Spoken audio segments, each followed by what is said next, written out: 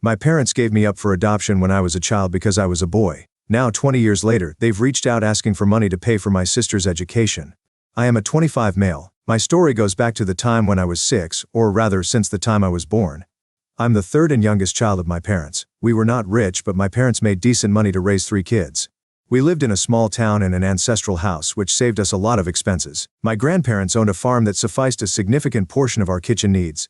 Dad is a truck driver and comes home every 3 to 4 days. Mom works as a waitress. My parents already had 2 daughters when they conceived me.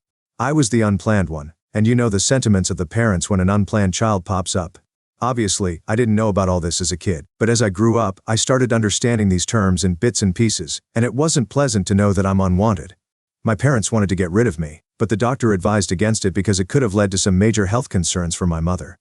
My parents, especially my mother, wanted a girl. Her reason was very simple. She wanted me to use the discarded clothes of my elder siblings so that she didn't have to buy new clothes for me.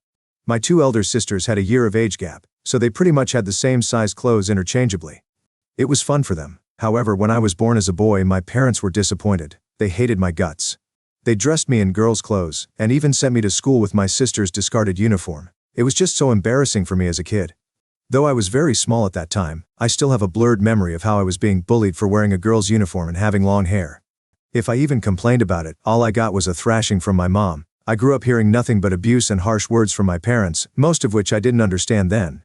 When I understood, I hated my parents. Dad was still better than Mom, but he used to be away for most of the days and was flaky in nature. On some days I thought he was neutral between all 3 of us, and on some days he behaved as evil as Mom, if not more. I won't say I was a saint kid. I used to revolt when I started understanding their biases towards me and my sisters. They always got the best of everything, and I got their leftovers. So I started being evil to them because as a kid, I held them responsible for my misery. Yes, I was grounded for my actions, sometimes quite severely. I had to make my own breakfast and was left without dinner on many occasions.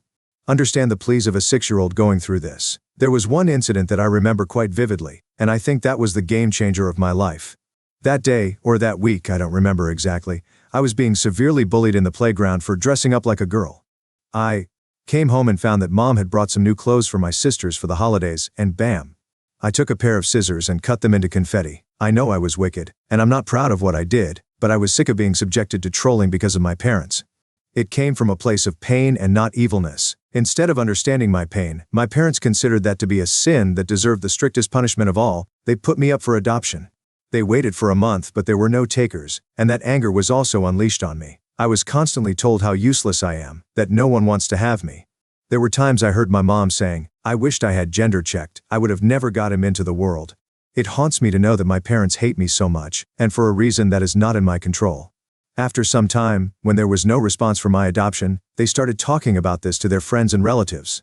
Dad had known someone in the next town who ran a food van with his wife. They were relatively poorer than us but wanted a child. They were in their late 30s and had been trying for a child for more than a decade, but there was no luck. Dad spoke to them, and they readily agreed to adopt me. I remember that moment when Dad broke this news to Mom and my sisters. They were delighted and joyous to get rid of me. Dad also gave a disclaimer that they were poor and that I might never be able to attend school. Mom rolled her eyes and said, "Who cares? Just drop him there tomorrow." I stood there, numb at the corner, holding the curtain. No matter how much I hated my family, I was scared and hurt having to leave them. I had tears in my eyes, but I didn't cry out loud. They were so happy, enjoying the moment, that they forgot I was there. When Dad saw me in tears, he came forward, rubbed my back and said, "Pack your stuff, we'll leave tomorrow morning to your new family." I cried out loudly when he said this, but I realized that it was going on deaf ears. So, I went to my room, packed my stuff, praying that my new family was less wicked. The next day, Dad drove me to the next town. I don't exactly remember the emotions I was going through, but I wasn't crying. Maybe I was just numb when I was leaving the house and throughout the drive. My new family was indeed poor. They had a tiny house with 1 room. They had renovated the storehouse into my room. I had no complaints because they at least made an effort to provide me with a room.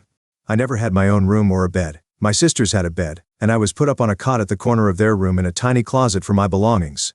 This room was comparatively smaller than our room, but it was cozy. My new parents, Mary and John, were warm and loving, but I came from a disturbed household.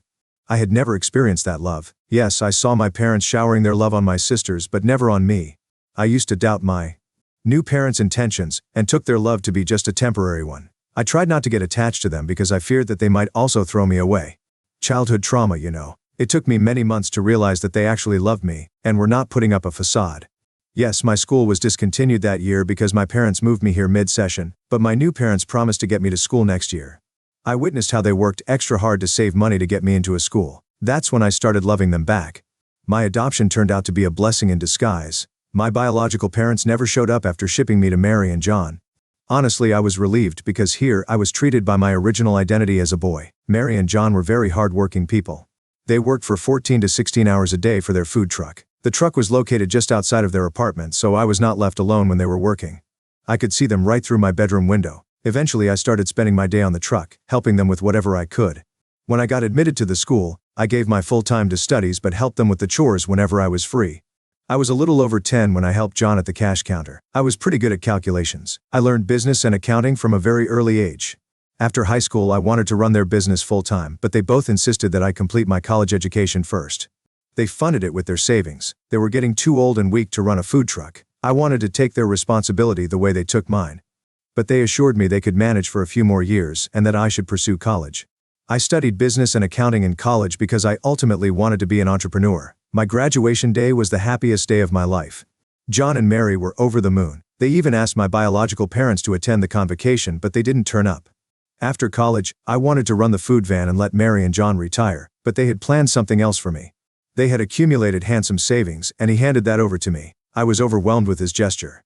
He said they could survive on their own for a few more years, but they didn't want to drag me into this. He gave me the money to start a business of my own. I didn't want to blindly waste his money, so I used my business knowledge. I hunted for a small local eatery at a good location that was struggling for sales. I pitched it to the owner to lease it out to me on a profit-sharing model. After several rejections, I got one. I started it from scratch, renovated the place and menu according to the millennials and Gen Z's tastes, and gave the best services to the customers. The sales rocketed within a year, and I made 2 times profit on the investment. 4 years into this, and now I have 3 cafes in the town running successfully. I upgraded Mary and John to a better apartment. I got a tiny place for myself. I had been living with them until now. I asked them to get rid of their food truck and enjoy their retirement, but they insisted on continuing it for their happiness. When I left the house with my suitcase, I never imagined myself to be a college graduate, but here I am, running restaurant chains in the town. Fast forward to last month, it was a usual day at work. I was busy at the cash counter of one of the restaurants when I saw a familiar face. I felt as if I saw a ghost. It was my biological father. I was seeing him after almost 2 decades. He looked pale and weak. He walked with a wide smile across the counter and hugged me. There were customers in the store, so I didn't say anything and took him to the corner. His face brought back all the harrowing memories of my childhood. I wouldn't have been able to write such details about my past if they didn't reappear in my life. He said he was so happy and proud to see me successful in life. I didn't know what to say. I stood there numb. He said he was passing by and met John, who told him about my successful venture. He said he would get my mom on the weekend. I didn't say anything, and he left shortly after that. After wrapping up my day, I went to John and told him that I didn't want to meet my biological parents who disowned me for being a boy. They knew about my distressed childhood. I wanted to run away and hide somewhere on the weekend, but Mary insisted that I forgive my parents and move on. I agreed to meet them on the condition that Mary and John should be present with me. So, my biological parents arrived at John's house. I thought they would apologize for what they did to me, but I tell you, they had zero remorse. Instead, they counted the favors on me. Mom said I should be thankful to them that they found such good parents for me, who raised me to be a successful individual. I was shocked to hear that. I wanted to give it back to them, but Mary held my hand, gesturing to me to calm down. I diplomatically said, "I'm blessed to have John and Mary as my parents. I can describe the meeting as awkward for me." The next day, I got a call from my mother. I didn't recognize her voice. How would I? It was the first time she had called me in 20 years. It was a demand for money. She said that Dad had lost his regular job and had been working on a contractual basis for years now. She had also lost her job because apparently no restaurant needs a 50-year-old waitress. It was difficult for them to make ends meet. I asked how much she needed, and she said $20,000 would suffice. She had borrowed that money from her friends over the last few months to run the groceries at the house, and now her friends were asking for the money back. And she had none. I hung up the call, saying I'd think about it and get back. Now the thing is, no matter how much I hate them, I feel bad that people are chasing them for money. Sometimes I feel she's just exploiting me, but what if they genuinely need help? I'll feel bad for letting them go through the embarrassment, even though I have the money. Update 1. Thanks for all the comments and kudos. I got quite mixed reactions from people regarding helping out my mom with $20,000. I then discussed it with Mary and John. Mary was happy that I was considering helping my parents, but she also cautioned me to be vigilant. John said it was my money, so I should take the decision. He also had the same fear as me. What if they were trying to misuse my emotions? After thinking a lot about it, I agreed to take this first and last bet on my biological parents and made the transfer to her account. I did feel good that I was able to help out my family, even though they were mean to me, but I was wrong. Perhaps I should say I was right because I dreaded they were going to exploit me financially, and they are indeed trying to. A week after sending the money, Mom called me again. I responded with mixed feelings. She thanked me for the help and then she said, "Your sisters want to meet you, so when do you think you can make it?" At that moment, I really felt that my family wanted me back. I know my parents wronged me when I was a kid, and I hated them, but I never hated my sisters. Maybe as a small kid, I would have done some evil things to them, but after I grew up, I never held them responsible. It wasn't their fault. Sometimes I even thought that my parents got rid of me because they were poor and not because they were evil. I told Mom that we could meet on the coming Sunday and that I could drive home. She interjected saying, "Why don't we meet somewhere outside?" I didn't think a lot about this and I just said okay. She said she would text the location and time details in some time. After I hung up, I felt this uneasiness, like why didn't she want me to visit home? I mean, yes, it doesn't matter where you meet, but still, meeting your family after so many years, don't you think you would call them home instead of meeting them at a restaurant? Nevertheless, she sent me the details of the restaurant, and it was one of the fanciest restaurants in town. I didn't think much at that time because my mind was stuck on the point that they didn't invite me home. I went to the restaurant, they were already there. My sisters rushed to hug me. For a moment, I was happy to see them after so many years. I was having fun catching up with them until the menu came and they started ordering the food. They deliberately were looking for the priciest food. When they asked my father what he wanted, he just grinned and said, "Order the most expensive one. My son is a big man now." That was so petty of him to say that. Had John or Mary said this, I would have been a proud son, but this coming from my biological parents was mean and wicked.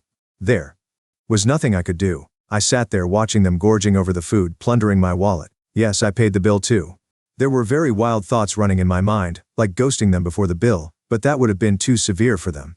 I pledged right there never to get into their emotional trap again. I was cold for the rest of the evening, and I bet they didn't notice it. While leaving, they also didn't invite me home. Instead, my elder sister asked, "So where are we dining next?" I faked a smile and said nowhere, and waved them goodbye. I came back and told Mary about my greedy family. She was shocked to know that. She's a very kind and independent woman. She found all this to be very disturbing. She advised me not to be a fool again, and also not to think too much about them, and to focus on my life. I did that. My sisters called me after a week or so, but I didn't respond to them. My mother also called me, but I didn't respond. It's been 2 months since then, and now they stopped texting or calling me. I think they got my hint that I didn't want them in my life. Update 2. Hello everyone. Thanks for all the love. As I mentioned in my last post, I stopped responding to my sisters and my biological parents because I understood they wanted me only for the money. Almost after 5 months yesterday, she called me again. I saw the phone ringing and I answered it impromptu. She began with small talk, asking about me and my work. It sounded so fake and pretentious that I couldn't bear it. I asked her what she wanted. She took a deep breath and said my sisters had to drop out of college because dad couldn't pay their tuition fees, so they wanted me to fund their college education. I flipped out. She asked me to calm down and said they were my sisters, my family, and I should help them. I was at work at that time and didn't want to mess up my head, so I hung up. She called me again in the evening. I ignored the call a few times, but it was bothering me. Ignoring was not the solution, I realized. The next time she called, I answered. She asked, "Your sisters are very excited to rejoin their college, so how are we going about it? Will you be paying in one shot or semester-wise? I suggest you transfer the whole amount to me, and I will pay the tuition before each semester. You don't need to take the trouble." I was like, "Woohoo, hold on lady, I'm not going to make any payments." She was so surprised. She didn't expect no to be an answer. She asked, "What do you mean you don't want to pay in one shot?" "It's fine, we can manage in installments as well." I repeated, "I don't want to pay in either way. My elder sister's education is not my responsibility, especially when my parents had abandoned me and never checked up on me. Even now you guys are talking to me just because you could leech off my money." She was boiling with anger and lost her mind at my words. She said, "Don't you forget that we birthed you. Whatever you are is because of us. Your dad found a good guardian for you, and now when it's your time to repay us, you cannot shy away from your responsibilities. Your sisters and your parents are your responsibilities, and you have to take care of all of us." I had a lot to say, but it was just falling on deaf narcissistic ears, so I just said, "Well, yes.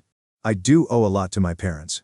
That is, John and Mary. They deserve all the credit for my success, and for you guys, I don't know who you are. None of my documents have your name, nor do I have any photographs with you folks, so I don't think I know you all." She was hurling abuses at me, but I said, "Wrong number, lady," and hung up. Now whatever you call me, selfish, cruel, or whatever, I'm not going to shower my hard-earned money on my so-called family. They were never my family. They got rid of me when I was just 6. And yes, I got comments in my last updates that I call John and Mary by their names and not mom and dad. Actually, I do call them mom and dad. Not immediately after coming to them, but when they got me to school, worked hard to provide for my needs and loved me. I got attached to them and called them mom and dad. For the sake of narrating the things here, I referred to them by their names. John and Mary are my actual mom and dad, and for my biological parents, I don't call them anything. They don't exist for me. Now, on to the next story. Story 2. I found out my wife cheated on me with a guy she met at a convention, so I exposed both of them. My wife and I got married about 5 years ago. The two of us hit it off super well, and we always loved to do nerdy things together. She and I were both gamers. We loved anime and sharing our love of nerd culture with each other. She meant the world to me, and I always thought things were good. We fell in love really fast about 3 years before we got married. In fact, I met her at a convention, and I thought that we would be a match made in heaven. We started off talking about our love for Legend of Zelda, to even discussing the latest One Piece chapter. Some people look for the one they're player 2, they're everything. For me, that was her. We got married a little fast and had this really nerdy wedding where we even encouraged people to dress up. However, we didn't get a chance to go to conventions due to our jobs and how much they cost. We rarely had a chance to. However, I wanted to make our 5-year anniversary special. I didn't make a lot of money, but I made enough to take care of her. I surprised her for her birthday with tickets to one of the biggest comic conventions out there. It was one that people dreamed of going to. She was ecstatic, and I was so excited to go. Now, I never did well with women. In fact, I could never really pick up when they actually liked me until after the fact. It was only after the fact that I realized it. Even with my wife, it took me 3 long conversations on Discord to realize that she had the hots for me and wanted to get to know me better. When we went to the convention, things were great. A gal dressed as slave Princess Leia kept gushing over my stormtrooper costume that I put together at the last minute. After she left, my wife pulled me to the side, talking about how that gal was all over me. I told her I didn't even realize it. I was so bad about reading the room that I didn't pick up the signs. My wife was a little bit frustrated, but we continued on with our day. It was a 3-day convention after all. We went to this meetup, and that's when he came in. He was dressed as Han Solo. My wife, who was also dressed as Princess Leia, started talking to him. The two of them started talking a lot more, getting closer. I stepped in and mentioned I was the husband. The guy said it was nice to meet me, but refused to make eye contact. After he left, I confronted my wife. She said there was nothing going on and he was just a nice guy that liked my outfit. She was the bigger Star Wars fan, so naturally she liked gushing out. I brushed it off, thinking it was nothing. The weekend continued. The next day, my wife woke up sick and exhausted. I said that I would go down and be back later on. I left, but part of me couldn't shake what happened the other night. I chalked it up to maybe my own imagination. However, my wife wasn't answering my messages. We still had one more day before the end of the convention. I bought her something to give to her after I got back up. When I approached the room, I heard sounds, moans and such. I dismissed it, thinking it was maybe my wife. When I opened the door, I saw her there, looking at me. It was clear she did something. I confronted her, but she said there was nothing. I looked around, trying to find someone, but there was nothing. I dismissed it. The convention passed. My wife grew distant. She worked longer hours and came home exhausted. I asked if she wanted to watch a movie together, but she would tell me that she was busy. I couldn't shake the moans that I heard. While my wife showered, I saw her Discord notifications were turned off. She never turned these off during the duration of our relationship, so something was amiss. I opened her phone, surprised that the passcode was the same, and I began to read them. They were messages from the guy that she met at the Star Wars meetup. He kept flirting with her and they exchanged pictures. He even mentioned he wanted to roleplay with her, and she was all about it. I angrily set the phone down and pretended like I never saw anything. My wife asked me if anything was wrong and I lied and said I was fine. However, I was not fine. I researched how to get a divorce. This would be quite hard to serve, but I wanted to humiliate her and show her that I knew everything. I told her about another convention and how I wasn't going to be able to make it to this one, but she could go. Her eyes lit up slightly. Even though we wouldn't be together, this was my partner, someone that I wanted to be with forever, who just tossed me away. It was a gut punch, but I couldn't let her know. On the day of the convention, I followed my plan. I did some research on this guy. They actually worked pretty closely together. I went to the convention and found them, of course, right in front of her favorite voice actors. That's when my plan came in. I watched them get in line and hid behind them. I wore a mask to hide my face but watched them like a hawk. When they got closer, the voice actor asked her about how she was. She pulled the man closer and said she was having a great day. They shared a kiss, and then that's when I made my move. I stepped right in between them, pulling off the mask and looking directly at my wife. She dropped her hand and looked at me. She asked what I was doing. I argued with her, saying that I caught her with him and that she cheated on me with him. She said that wasn't true, but I got the Discord messages, putting them right down on the table. The other attendees watched, shocked that I would even do something like this. However, I didn't want to let this go. I announced to everyone there that my wife was a cheater and she cheated on me with this guy, whom she also met at a convention. The celebrity stood up, said that he needed a break, and then disappeared. My wife's eyes filled with tears and she begged me to listen to her. However, I couldn't. I told her that she lied to me, saying she was going alone. I told her that I knew about them meeting up, about the late nights at the office gaming with the girls. I called them one day and asked. They said they didn't hear a thing about a gaming night since they were busy preparing for the holidays. My wife stood there, embarrassed. She told me that she wanted an open relationship and thought about asking me. I told her that I didn't want to listen to this. She was upset as well that I stepped in like that. However, I knew that she had messed up. We got home, and I grabbed my things, staying at a hotel. I grabbed all of my things and contacted an attorney so that we could get the paperwork ready to be filed. She tried to convince me to stay and that we should have an open relationship. She tried to say that I could sleep with other women, and she could sleep with men. I never wanted that. I wanted her. She was my player too, my everything. My actions got traction. Someone recorded me embarrassing my wife and showed it all over social media. I proceeded with the divorce, and I got the house and all our things. I sold it though because I didn't want to be reminded of the painful memories of the time we shared together. I don't know what happened to my wife. The nerd scene knew all about this, and it was a huge stink on Twitter and other places for a while. Her boss eventually found out because of what they saw, and I'm not sure if she stayed or not. Frankly, I don't care. My quest for love continues, but not with a cheating woman like her.